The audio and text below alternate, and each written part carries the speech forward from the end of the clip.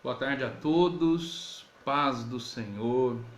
Estamos aqui nos posicionando aqui para mais um momento aí de devocional, de live, ou seja, de poder estar chegando próximo de você, de compartilhando aquilo que Deus tem falado aos nossos corações.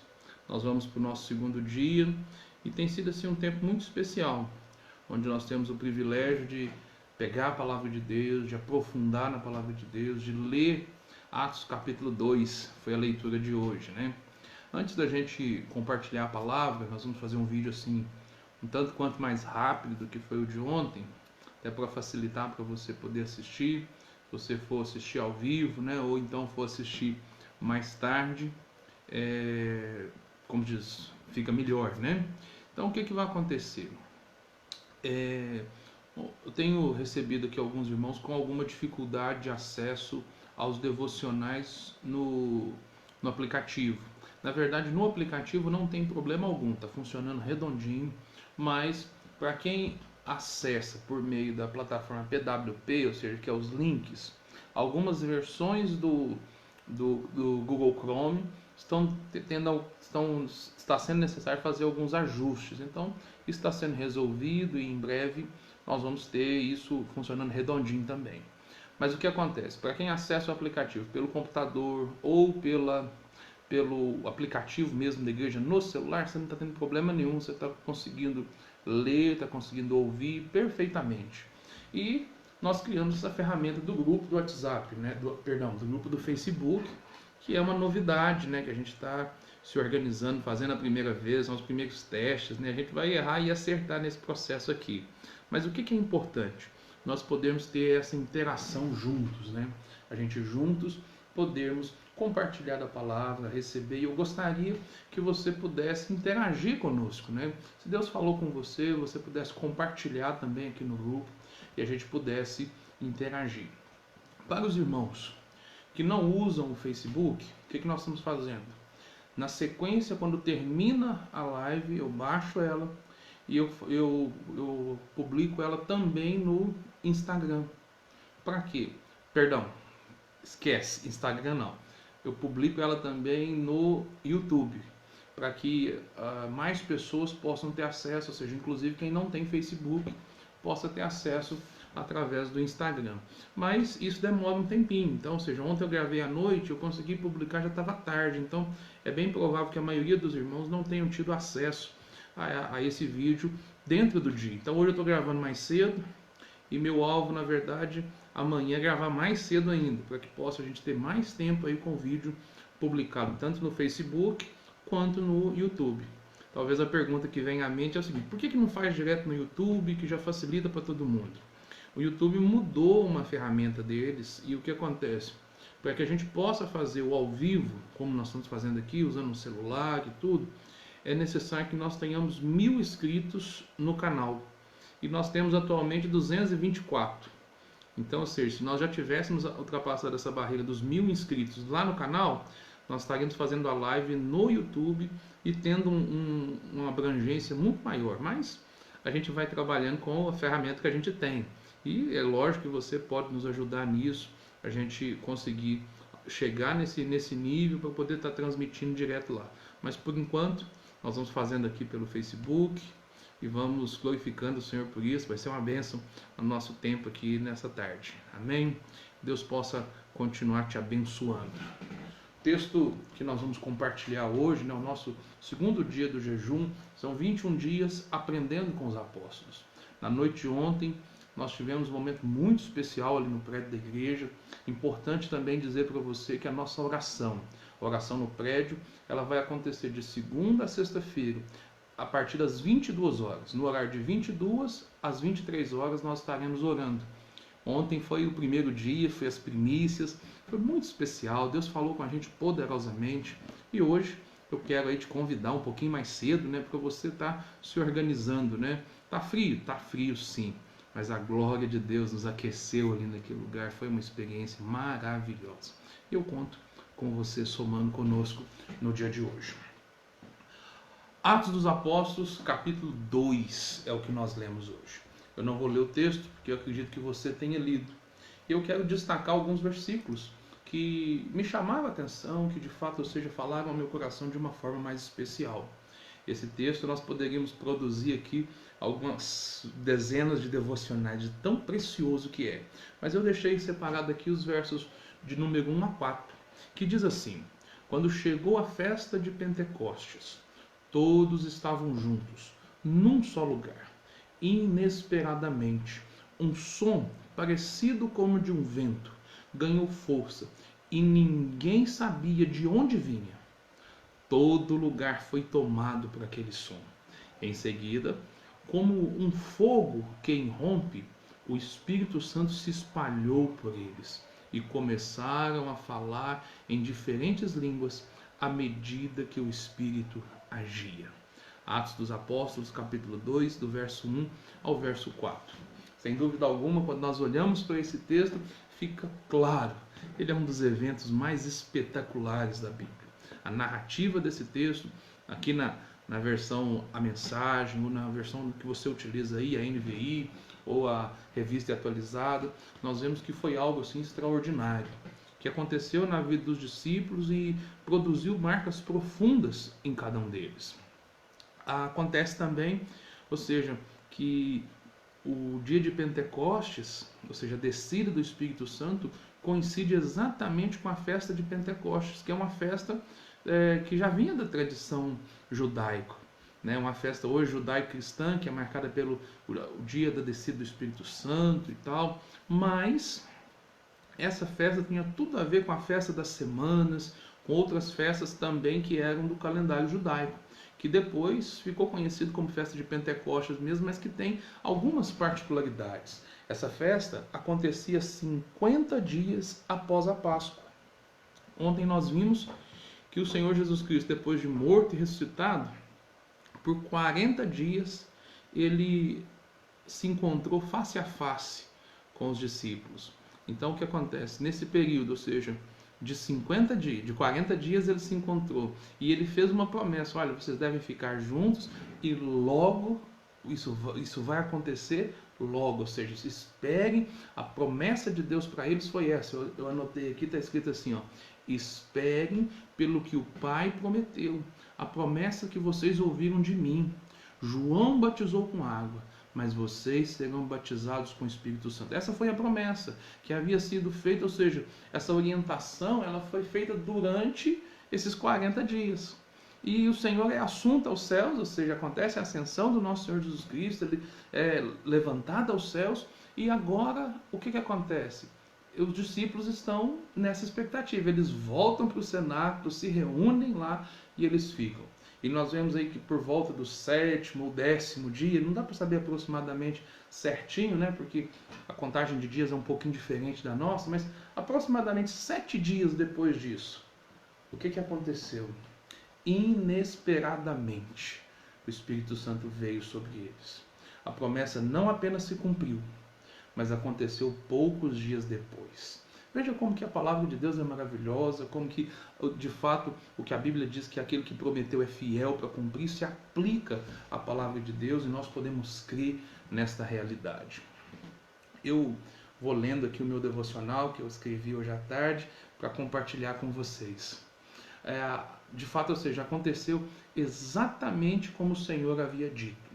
Os discípulos, é interessante a gente observar isso também, eles obedeceram, permaneceram juntos no mesmo lugar, crendo que poderia ser a qualquer momento. Eles estavam naquela expectativa que a qualquer momento poderia, ou seja, eles seriam capacitados, eles seriam batizados do Espírito Santo, eles seriam revestidos de poder.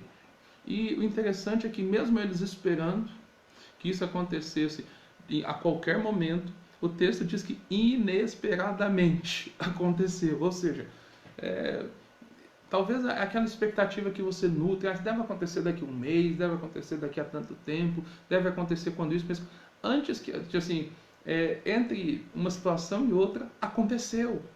E nós vemos que isso veio de uma forma muito especial. Os discípulos, ou seja, a gente observa que eles obedeceram, permaneceram juntos, crendo que poderia ser a qualquer momento. Ótimo, isso aconteceu. Olha como que foi. O som ganhou força encheu o lugar, o Espírito Santo se espalhou como labaredas de fogo sobre eles, como um ato contínuo, a manifestação espetacular do Espírito Santo. Os discípulos começaram a falar conforme o Espírito agia. Eles começaram a falar em outras línguas, conforme o Espírito agia. E acho que é importante a gente destacar esse agir de Deus. Não é aquele agir que o Espírito Santo falava na boca deles. O Espírito Santo agia capacitando eles para que eles pudessem falar. A gente olha isso tudo e qual que é a interpretação que nós temos? Como que nós podemos, ou seja, entender esse movimento do Espírito Santo, esse movimento dos céus? O que aconteceu aqui, na verdade, ou seja, o propósito da descida do Espírito Santo está claro, a expansão do reino de Deus, para capacitá-los, ou seja, a cumprir esse chamado. O Senhor desce e capacita eles para fazer isso. Mas existe um elemento fundamental e esse elemento é a fé. Ou seja, a fé, os discípulos creram que aquilo que o Senhor prometeu iria acontecer. Ou seja, o fundamento de fato é a fé no cumprimento da promessa na vida deles. Aquilo não ia acontecer com outro, não é tão somente iria acontecer, mas aconteceria na vida deles. A fé correta, ela gera o comportamento errado. Perdão, a fé correta gera o comportamento correto. Ou seja, porque eles creram corretamente, eles agiram, se comportaram corretamente. Como? Obedecendo, ficando juntos, orando, estavam ali buscando o Senhor, nutrindo essa expectativa uns dos outros, naquilo que o Senhor havia dito que aconteceria. Aqui no texto ainda diz o seguinte: no momento inesperado, a promessa se cumpriu, mostrando que em tudo Deus está no controle. Em sua soberania, Ele definiu o momento e a maneira perfeitos, como tudo aconteceu. Falar em línguas, muito importante que nós entendamos isso. Falar em línguas foi a evidência marcante que o Espírito Santo agia enquanto eles falavam. Sendo assim, é importante compreender que a capacidade de falar em línguas é dada pelo Espírito, mas o falar é responsabilidade do homem. Ou seja, Deus nos capacita a falar em línguas e nós precisamos falar. Existem muitas pessoas que têm uma expectativa, ou seja, um entendimento errado e acham que vão ser tomadas pelo Espírito Santo, vão ser controladas pelo Espírito Santo, e o Espírito Santo vai começar a falar em línguas e elas não vão ter participação nenhuma disso. Na verdade, ou seja, a ideia de Deus nunca foi essa. A ideia de Deus é, na verdade, um relacionamento de comunhão, de partilha, ou seja, onde nós somos cooperadores na obra. Então, ou seja, no batismo no Espírito Santo, ou seja, a função do Senhor é batizar. A nossa função, primeiro, é crer. E, ou seja, de forma a cooperar com que isso aconteça. Qual a aplicação para nós, então, nesse dia? Qual que é a lição que nós precisamos aprender com os apóstolos hoje? Bom, hoje o Espírito Santo continua se manifestando no nosso meio, continua edificando a igreja, nos capacitando a expandir o reino de Deus. Tudo que nós fazemos, nós só conseguimos fazer porque existe uma capacitação divina no nosso meio. O falar em línguas, ele é uma poderosa ferramenta de edificação que está disponível a todo que crê. Quem disse isso foi o próprio Jesus, que ele disse que se nós crêssemos, ou seja, aqueles que creem, está lá em Marcos capítulo 16, que esses sinais seguirão os que creem. E quais sinais? Em meu nome expulsarão demônios, curarão os enfermos, falarão em novas línguas. Ou seja, o que nós precisamos fazer é tão somente crer. Se nós crermos, essa realidade vai se manifestar no nosso meio. Mas, ou seja, de fato, então, o que vem a ser esse falar em línguas? É uma linguagem sobrenatural de oração. E isso é uma ferramenta poderosa para a edificação da igreja, que deve ser praticada e deve ser, além de praticada, incentivada. Na sua vida devocional, na sua vida com Deus, você deve praticar a oração em línguas, você deve orar em línguas continuamente. E nós devemos incentivar que todos façam isso, ou seja, deve ser de fato praticado e incentivado. Mas qual que é o problema que nós vemos? Muitos irmãos recebem, já receberam, foram cheios do Espírito Santo, numa conferência, num encontro com Deus, num culto específico, mas a pessoa depois de receber nunca mais usa. Isso é um problema. Outros, o que acontece? Eles não recebem porque tem uma ideia errada do que vem a ser o falar em línguas. Tem uma compreensão errada, ou seja, da mesma forma como uma fé correta gera um comportamento correto, uma fé errada gera um comportamento errado. Ou seja, se por um lado uma fé correta te ajuda a receber, uma fé errada, um entendimento errado, vai te impedir de receber também. Outros, no entanto, eles têm uma ideia assim, buscaram muito e às vezes o que acontece, alguma coisa aconteceu e eles não conseguiram ter a experiência de receber. Ou seja, já buscaram muitas vezes, não receberam, ficam frustrados e abandonam, param de buscar. Esse é um outro problema. E um outro problema ainda, existem aqueles que acham que não são dignos de receber, que só serão batizados do Espírito Santo pessoas santas, perfeitas, maravilhosas. E quando esquecem que a fundamental razão pela qual o Senhor enviou o Espírito Santo foi para nos capacitar, ou seja, para nos moldar, para corrigir as nossas imperfeições. Então, ou seja, eu recebo o Espírito Santo, eu oro em línguas, eu estou edificando a mim mesmo. Então, eu estou vencendo as minhas limitações, eu estou vencendo as minhas dificuldades, eu estou me aproximando daquilo que Deus realmente deseja que eu seja.